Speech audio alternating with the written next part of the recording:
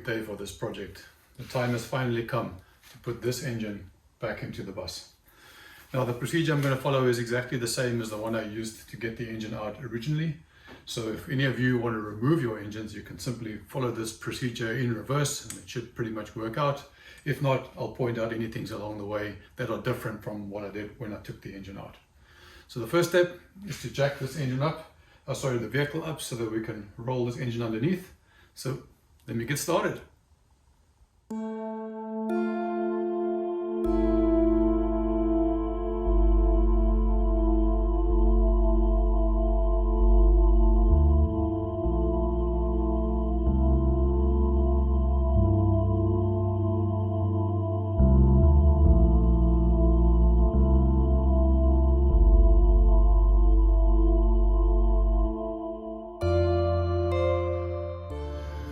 So now we have to get this shifter here over this cross member.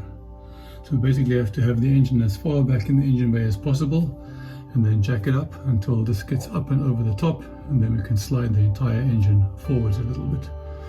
That's the reason why I left some of the engine tins off at the back, and so we can jack this motor up without it actually touching any of the bodywork around the back. Alright, let's get started.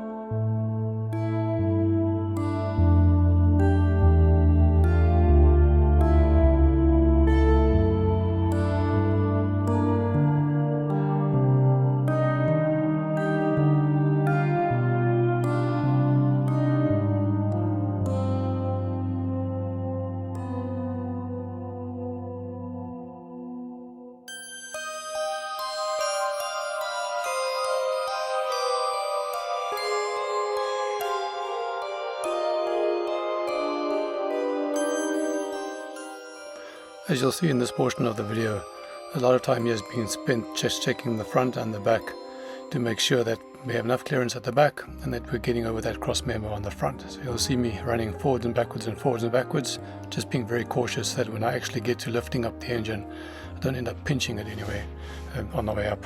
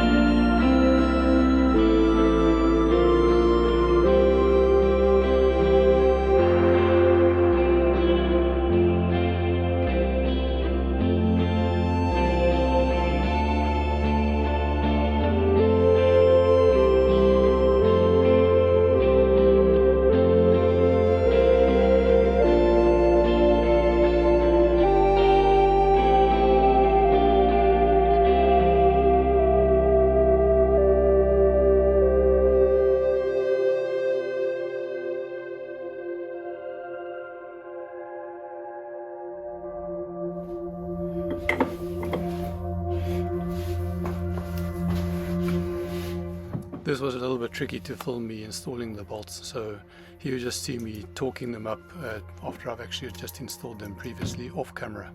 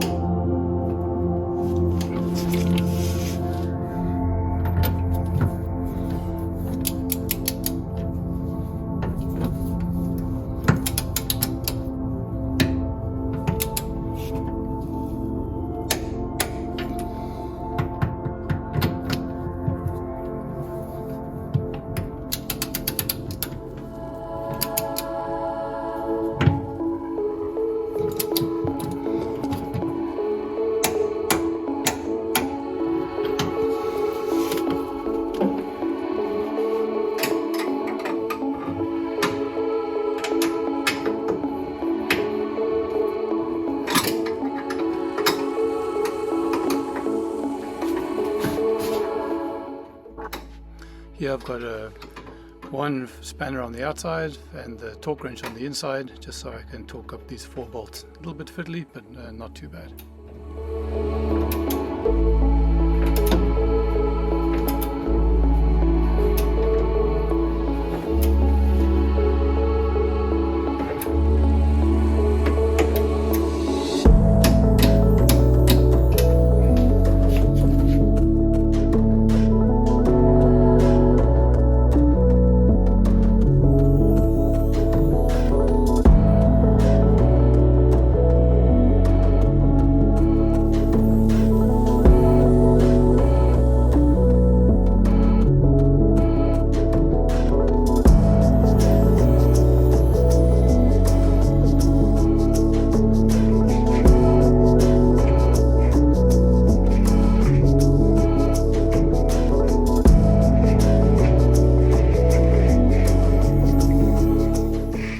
It's only 3rd gear because that's the gear that the transmission seems to be in after it came back from being rebuilt. I mean, shifted into whatever gear your transmission is in, so just that these two line up and that you can screw in this bolt.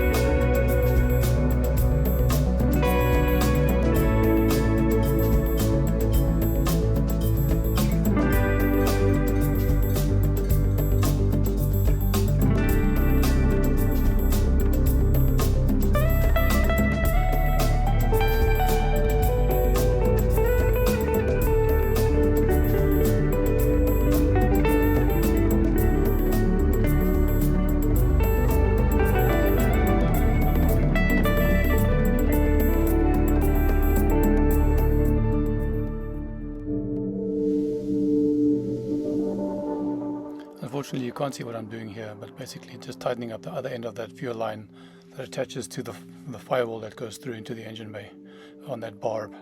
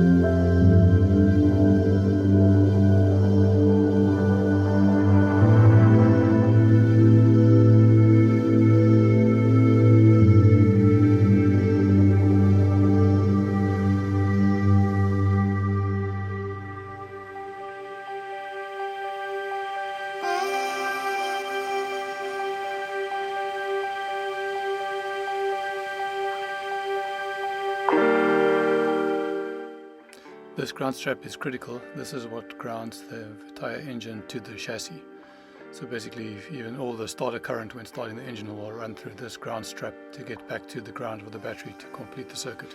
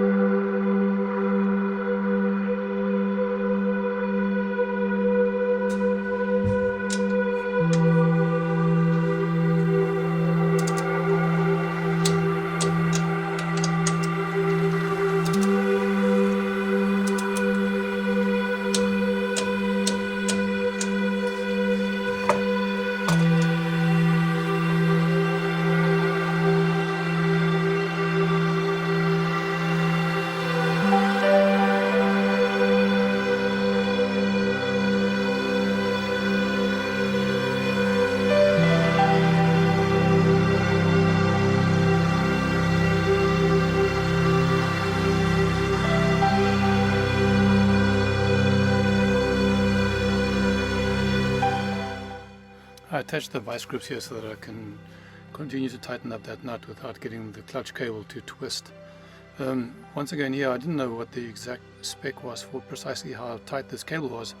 I just thought I'd set it the way I thought initially, and then I would go and feel the pedal, and once the clutch bite is exactly where you want it, which for me is about halfway on the travel, it seems to be perfect, then I knew it's absolutely right. The clutch is biting beautifully.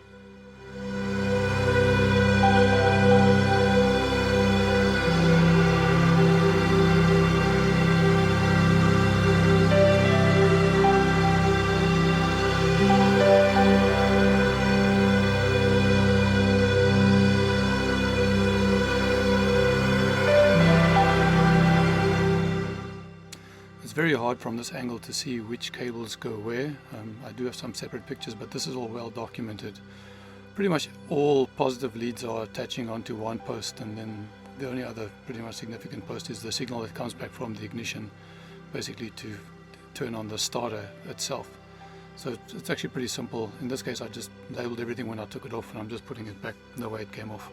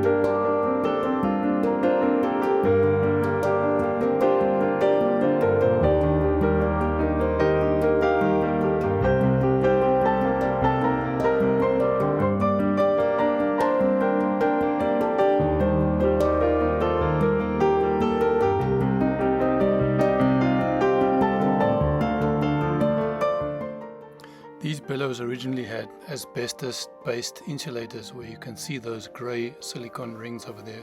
Those grey silicone rings are actually now repros for the Beetle, but they fit perfectly well here on the bus as well. So this was a previous job, and I highly recommend it to everybody who has a late bay. Is very carefully take those bellows off with a lot of PPE, carefully discard and get rid of that asbestos, and replace it with the silicone-based rings, just so it's safe.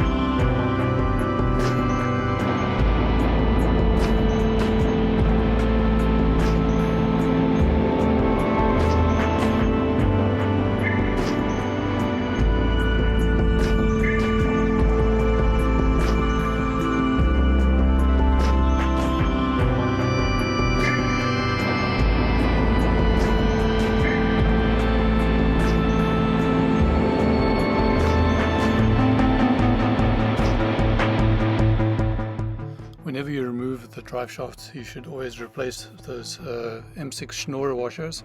So you'll see these are all completely new all the way around on both insides and outsides on both of the drive shafts. They're basically a use once only type application, and you must make sure you get the concave side correct as well when you install them back onto the car. Basically, the convex side must be facing towards the head of the bolt, concave side facing towards the CV.